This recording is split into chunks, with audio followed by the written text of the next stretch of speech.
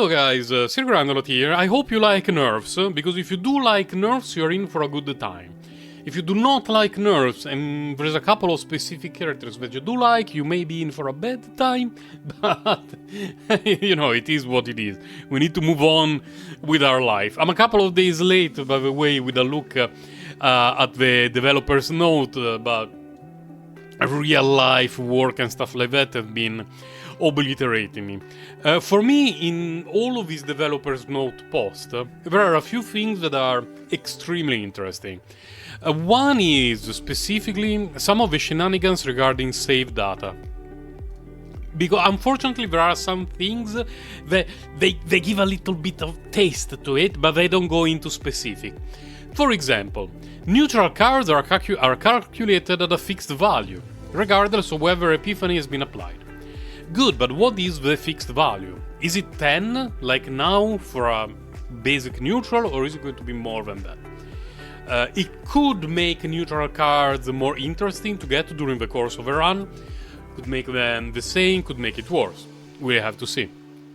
Divine Epiphanies are going to be the same. This activates my almonds a lot. Monster cards, there are some that are exceptional, extremely useful, not necessarily run defining, but some characters that can benefit a lot from some monster cards. Each monster card costing 80 makes most of the monster cards unpickable. They're going to cost 20, 50, 80 based on whether they're common, rare or legendary. Card duplication is, instead of going to cost 0, 10 and 30, is going to cost 0, 0, 40, which means if you get 3 copies of a card, it's going to be the same as before. If you are happy with 2 copies of a card, it's going to be 10 points cheaper, which is nice, which is very, very nice, because with a few exceptions, I found 3 copies of a card to be usually enough. But it also depends on, you know, which card we are talking, of course.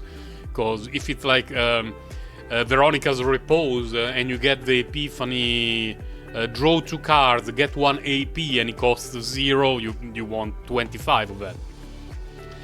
Then, removing cards other than starting cards does not grant points. Each removed starting card is valued at 20. This is not super clear in English. I've seen some people being bamboozled on Reddit. The way they expressed it in other languages feels a little bit more understandable. The starting cards are the 4 with which you always start every single run. For example, for Serenial, they are the shield card, the 2 normal laser attacks, and the homing laser. So those are the starting cards. If you remove them, it's going to cost 20 each. So, if you remove homing laser from Serenial, well, first of all, you're having a stroke, it's going to cost 20 points. You remove the shield, 20 points. You remove the basic laser, 20 points. If there is a specific card, I have not recovered from my cold yet, that you want to remove, those are going to cost 20. Now, for Serenial, I would not remove anything, but there are many characters, many combatants, that have some of their, you know, specific cards that you unlock later during a run that feel a little bit underwhelming. And being able to remove them, costing 0, is actually very, very nice. There are going to be limits to removal and duplication, maximum of 4 duplications and 5 removals. So there is some data that we need to have a better idea of how all of this will work out, but overall I like these changes. Also, not mentioned here, but I read it somewhere, we're going to get tier 15, which means tier 16 with trauma code activated, which is 180 points if I remember correctly. Which is sweet. It's going to be easier to make our build overall. Then we're going to the nerfs that are going, for the most part, to hit 2 characters. And those characters are Tressa and Cassius, although there is an asterisk regarding Cassius' nerfs. Tressa, absolutely RIP. Mechanically speaking, instead of having a million different stacks of Agony, we get 1 giga stack of Agony. And the way it works is here, the continuous effect. At the end of the turn, deal DOT equal to 50% of the amount of Agony, On effect activation, decrease agony stacks by half, max 20 stacks. So compared to now, this, that you remove it by 1, this is literally RIP. Almost everything that she does got nerfed. Some cards have become borderline unusable. It's really RIP Tressa. And in addition to that, Cassius got some nerfs as well. Before I go deeply into talking about Cassius, the big nerf is here. The 000 card, instead of being spammable forever, the damage increase only works 4 times. So even in that case, there is a little bit of RIP, but everything else has been buffed. But we will go into it a little bit later. So the problem with Tressa was not Tressa herself, but Tressa and Cassius. And back in the day, when we had the limited playtest, everyone reckoned that the 3 most busted characters were Calliope, Tressa, and Cassius. Unfortunately, this was happening at very low levels, because we only had access to a limited amount of Chaos levels, so we had this idea that those characters were pretty busted, but we had no idea how that would translate in the end game. In the end game, Tressa and Cassius become much better. And that is a little bit problematic, because if you have a 4-star that is given away for free, who you can use to obliterate the endgame and reach max points to the point that new limited characters feel like a joke compared to that free 4-star, you either release enemies and game mods that are like, oh, if your character is named Tressa, you cannot play her, or you have to go the way of nerf. I wish this happened at release, because they clearly underestimated the amount of damage that Tressa and Cassius together could dish out, especially in game modes that go on over and over and over, and they keep spamming quest after quest and agony stack after agony stack. So that was a little bit of a fumble, a legendary fumble by the devs, that if she got nerfed before release, she would probably have been still very strong as a 4-star, but at least we wouldn't have had multiple patches of Tressa and Cassius just one-shotting the universe, essentially ignoring all the characters released for the game. Going back to talk a little bit about Cassius, things are very different for him, because for the most part he received buffs. Like, if you check what's going on with Cassius, almost all of his cards have improved significantly. Additionally, when you complete a quest, you heal 80% fixed 3 times per turn. And this is a little bit of Narya BTFO moment, because Narya's strength comes from the fact that she can heal your team reliably during each turn, and she has a bunch of unique cards that make building decks much easier.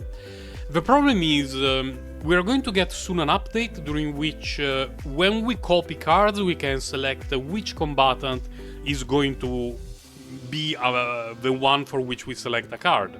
Meaning that Narya having many unique cards will not be as important as it is now.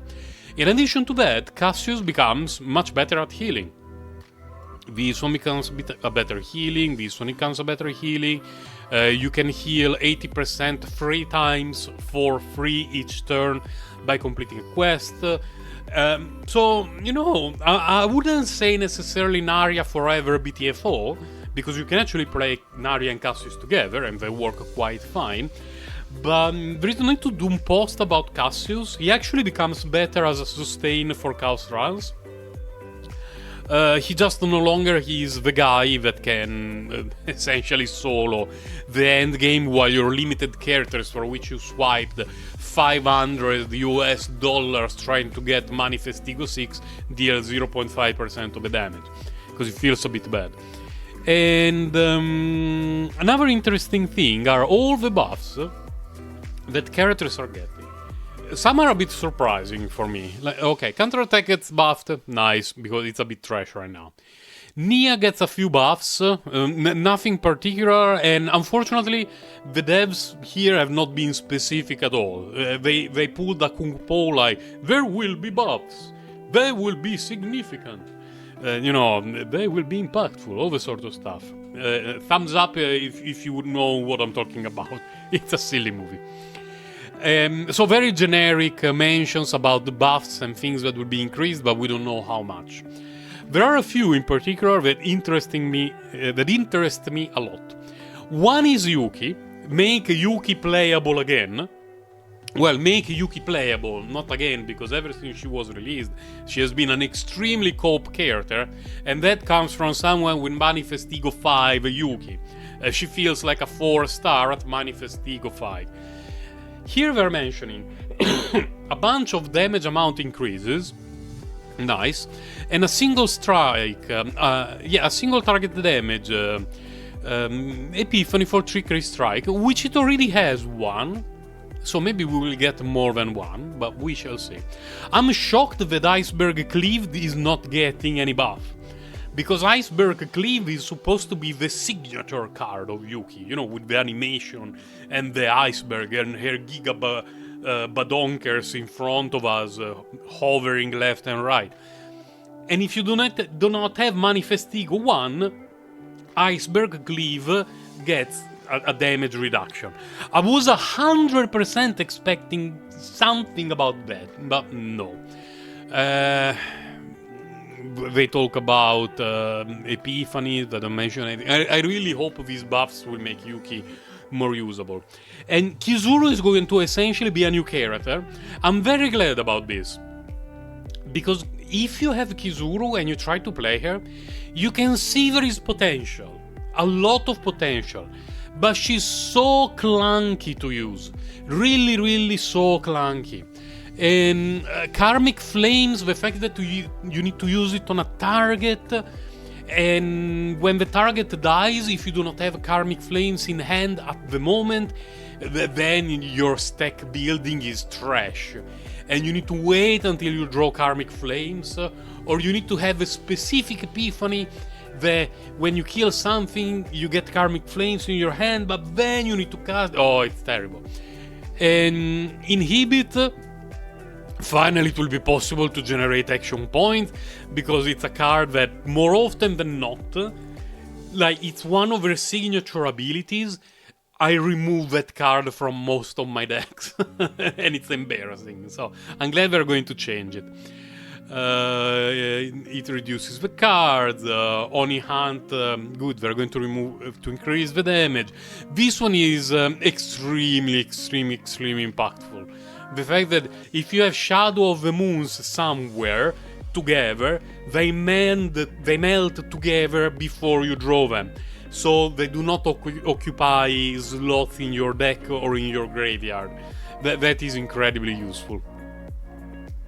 Other combatants are getting a few buffs here and there. I think I know. Like, they do not mention where Hugo will get an initiation. On selected epiphanies, but I think I have an idea about where that will happen.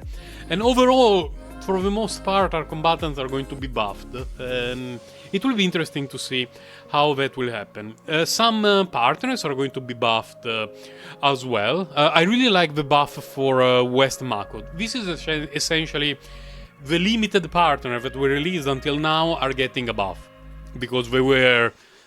the company wants to make some money, so when 3 and 4-star partners at high upgrades are comparable to 5 stars, it's not good for the accounting team of a company. So they're making them significantly better. West Makot goes from, it costs 3, you discard 1, you draw 1, this cost 2, discard 1, draw 2. That's, West Makot for president. that's insane. And Itsuko, which is Kizuru, it reduces the cost by 1. Not amazing, but again. and some memory fragment sets are getting are getting buffed a little bit. Overall, for the most part, we're getting buffs. Something weird is happening to Wanderer of the Void, one of my favorite cards in the game. It will still have the same effect, but it will have Exhaust. Now, it looks like a straight up nerf, but you have to consider that the effect of Wanderer of the Void can stack.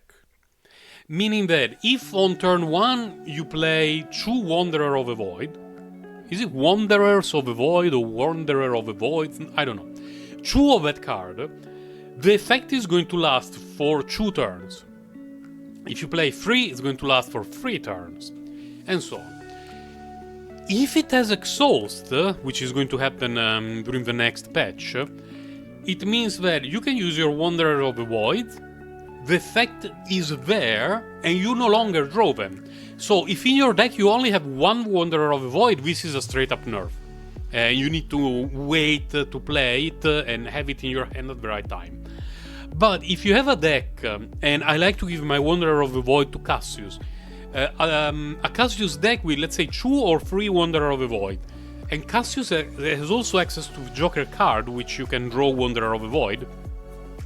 With enough card draw, you could play 2 Wanderer of the Void on turn 1, meaning that on turn 1 and 2, the enemy, the action bar, the action count is not moving, and those 2 cards are removed. You're not going to draw a dead card. Then, after a couple of turns, if you really need to throw another Wanderer of the Void, you can draw it via Joker, you can draw it via regular card draw. So you can still have a multitude of turns during which the enemy does not have the action count going down, while also thinning the deck. So to me it feels like for short fights, relatively short fights, this is going to be a buff actually. For very, very, very long fights, it's going to be a nerf.